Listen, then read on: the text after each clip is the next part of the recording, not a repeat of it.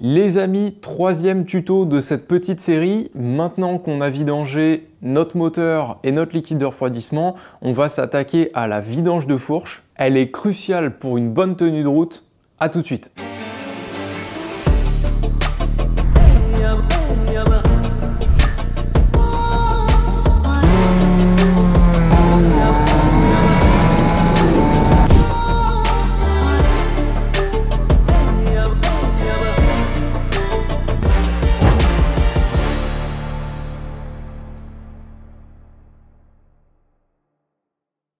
Alors premièrement, on ne va pas parler des fourches inversées car elles nécessitent souvent un outillage spécifique qu'il ne sera pas rentable d'acheter pour un particulier. En plus, il y a plusieurs manières de s'y prendre selon les fourches inversées et le but c'est pas de vous emmener dans un espèce de tuto piège mécanique où vous vous retrouvez à la moitié du boulot et c'est pas comme dans le tuto et enfin vous voyez ce que je veux dire. Bon, en premier, je vais vous lister tout ce que vous avez besoin pour vidanger votre fourche. Déjà, si vous n'avez pas de béquille centrale, il va vous falloir une béquille bien sûr donc pour l'arrière pour tenir la moto droite, mais il va vous falloir une béquille pour l'avant. Attention, il y a deux types de béquilles pour l'avant. Vous avez la béquille qui se prend sous les fourreaux de fourche et vous avez la béquille qui vient se prendre sous le T inférieur. Je vous mets une démonstration des deux béquilles. Dans notre cas, il va nous falloir celle qui vient se prendre sous le T de fourche étant donné qu'on va tomber nos deux bras de fourche. Ensuite, je pense inutile de vous le préciser, mais comme on vidange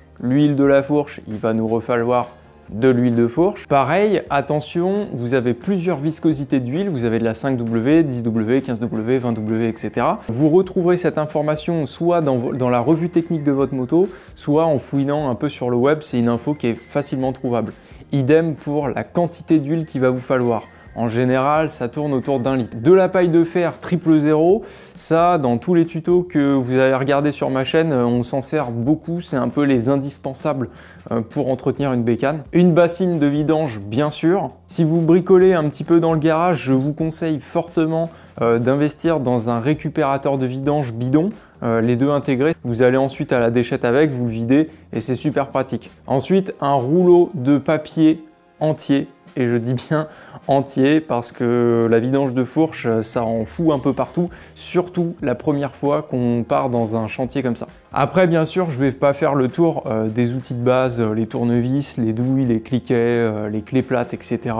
Ça, j'estime que c'est de l'outillage de base si on veut se lancer dans de la mécanique moto. S'il vous manque des choses que je viens de lister précédemment, n'hésitez pas à aller dans la description de la vidéo où je vous mets des liens d'à peu près tout ce que je viens de citer. La vidange de fourche se fait entre 12 000 et 18 000 km selon les machines. Moi sur les miennes je le fais tous les 12 000 parce que je suis un peu à cheval là-dessus. Et sinon c'est tous les 2 ans. Il faut être assez exigeant avec cette maintenance car elle représente une grande partie de la tenue de route de votre train avant sur votre moto. Et c'est très souvent quelque chose qui est oublié lors des entretiens et du suivi sur une bécane dans les ateliers. Vous regardez vos factures, en général les vidanges de fourche ne sont quasiment jamais faites. Bon, je pense qu'on a assez discuté, on va se mettre au boulot. Alors la première étape les amis, ça va être de délester la roue avant de la moto.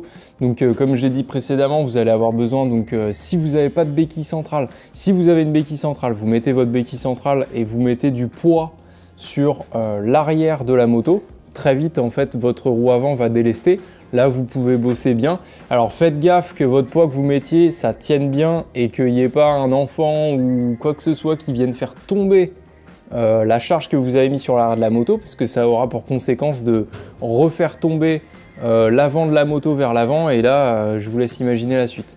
Donc faites bien attention, mettez une sangle sur, voilà, en général on met une caisse à outils ou quelque chose, mais voilà, mettez une petite sangle en sécurité pour pas que ça tombe. Pour ceux qui n'ont pas de béquille centrale, et c'est là où ça va être un peu plus galère, il va vous falloir une béquille de stand arrière pour stabiliser la moto, qu'elle soit bien maintenue, et vous allez avoir besoin d'une béquille de stand avant, mais qui vient se prendre sous le T de fourche de la moto et pas sous les fourreaux parce que tout simplement on va devoir démonter les bras de fourche donc on peut pas se maintenir à cet endroit là. Alors une fois que votre bécane elle est bien stable et que la roue avant est délestée, j'insiste bien sur bien stable parce que je sais que pas mal de personnes se sont déjà pris des bécanes sur le coin de la tronche.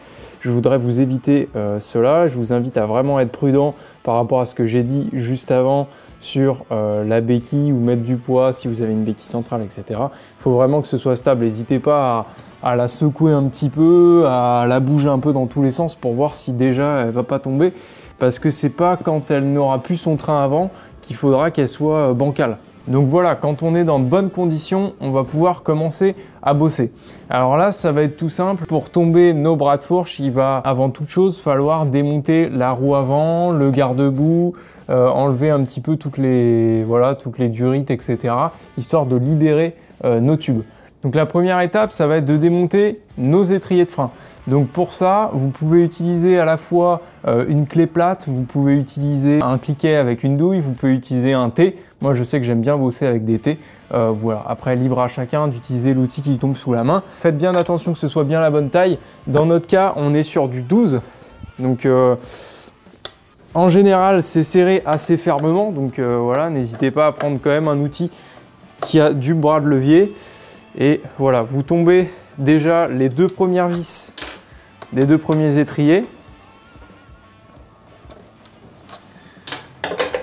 Donc là, vous allez bien sûr vos vis, soit vous les mettez dans des petits godets et vous faites bien attention, il ne faudra pas se tromper de vis au remontage, ou soit moi ce que je fais, bon après par habitude, puisque moi comme c'est mon métier, j'ai l'habitude, je les pose sur mon pont à hauteur de ce que je démonte. En fait, la visserie est sur le pont et à hauteur de ce que je démonte. Pour démonter l'étrier de frein, c'est pas compliqué.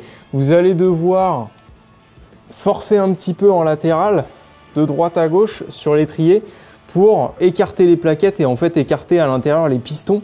Donc vous allez faire remonter du liquide de frein dans votre système de frein et là vous voyez qu'il est libre. Là, on peut enlever l'étrier. Une fois que vos deux étriers sont démontés comme ça et qui sont un peu pendants, vous allez pouvoir vous attaquer au démontage de votre roue avant. Donc pour la roue avant, vous avez deux choses à faire. Vous avez le desserrage des brides qui sont juste là.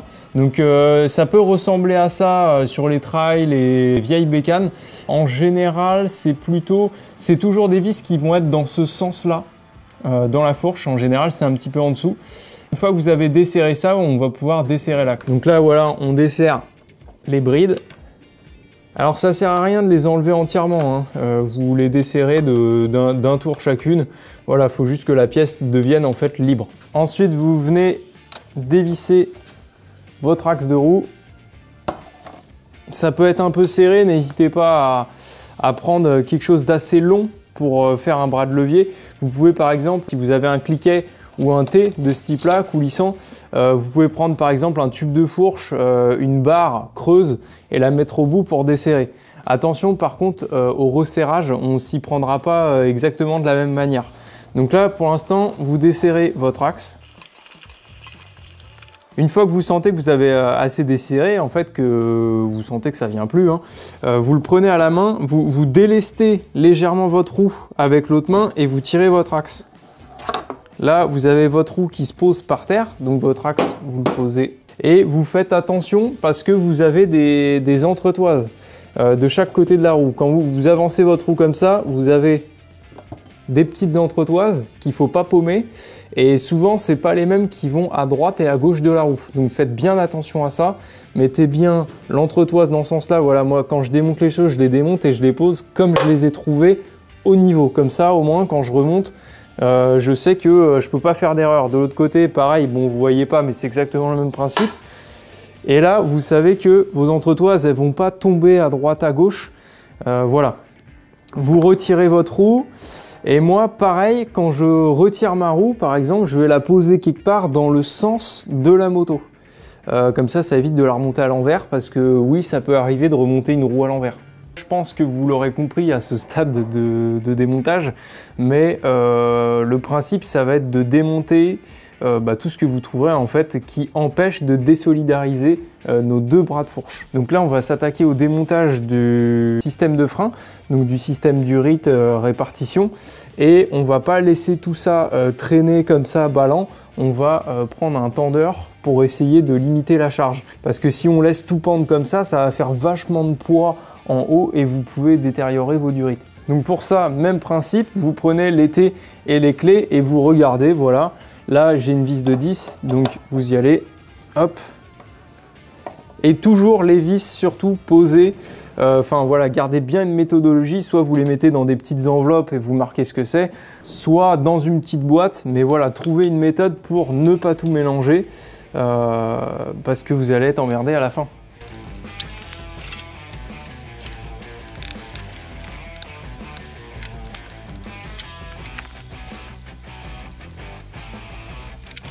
Donc là, voilà, j'ai fait un accéléré un petit peu, mais j'ai démonté des deux côtés les systèmes d'étrier. Et là, comme on peut voir, moi je le ressens, il y a au moins 5 et 7 kg d'étrier, de raccords, etc. Et si on laisse comme ça, ça va venir fumer nos durites en haut. On va venir mettre notre tendeur quelque part, donc par exemple sur l'araignée ou sur une partie châssis, ça peut être sur le guidon, on s'en fout un petit peu. À un endroit structurel de la moto qui va pas être sensible à ce poids-là. Voilà, là il y a le tendeur qui soutient le poids et il n'y a pas de risque. Le prochain élément, si on continue sur notre lancée, ça va être notre garde-boue. Donc c'est parti.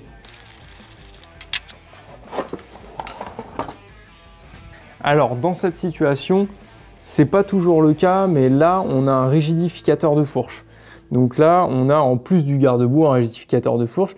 Donc là, on va avoir 4 vis de 10 de chaque côté pour l'enlever. Rien de bien compliqué.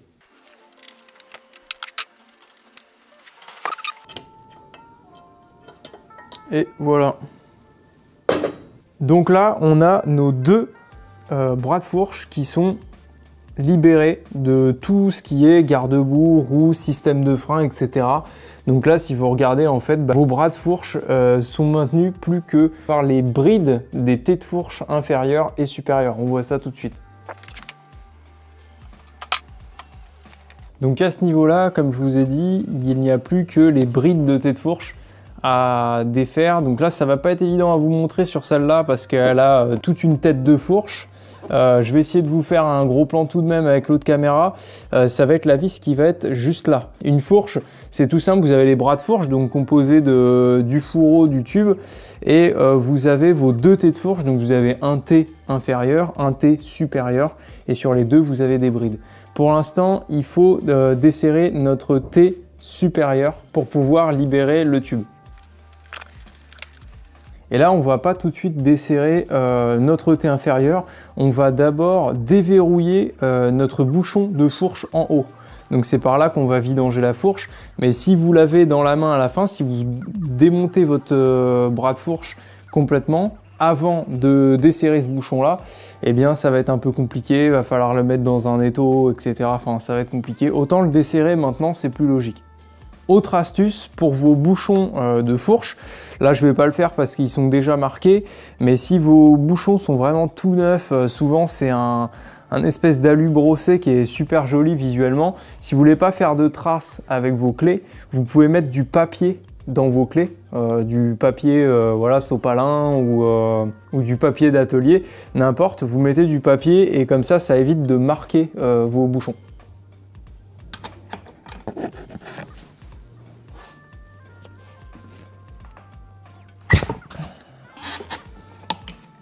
Voilà, là c'est déverrouillé. Je sais que je ne vais pas en baver une fois qu'il sera au sol. On va desserrer nos brides de T inférieures. Ça va être exactement le même principe qu'en haut.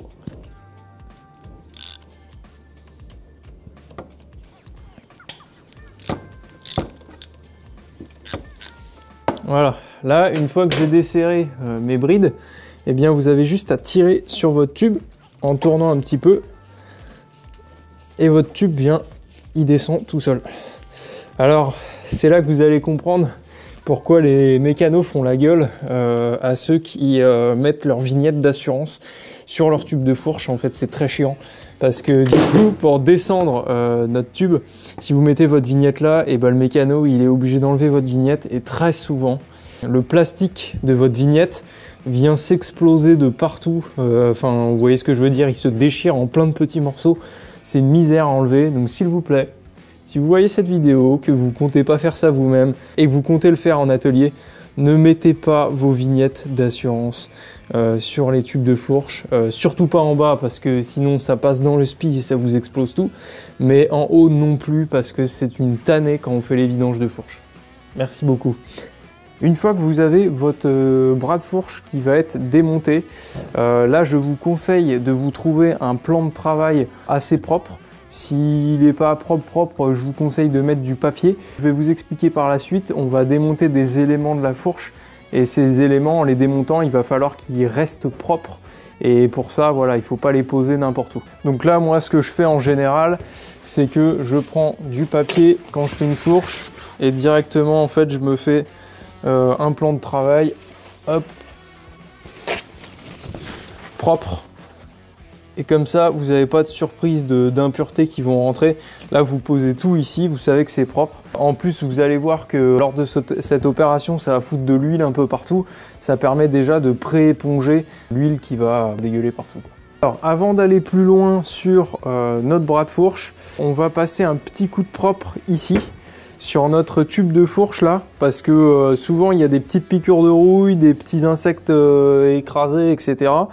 Et comme on va manipuler notre tube de fourche dans notre fourreau après, il ne faut pas que ces petites impuretés en fait passent et abîment le spi plus bas.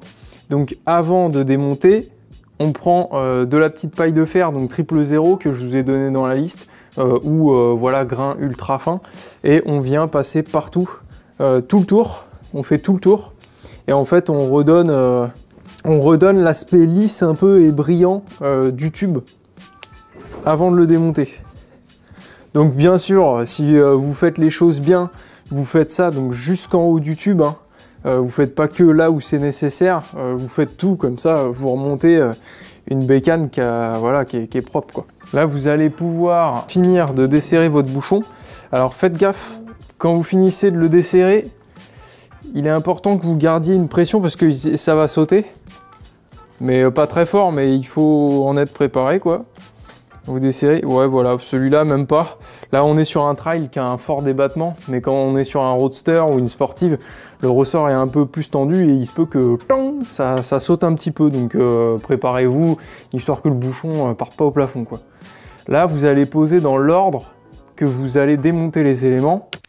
Les amis, j'ai oublié de vous faire une petite précision dans la vidéo. Si une fois que vous avez desserré votre bouchon de fourche, il reste attaché à un élément à l'intérieur de la fourche, ne vous embêtez pas à démonter plus loin, vous allez quand même pouvoir vidanger à partir de ce niveau de démontage.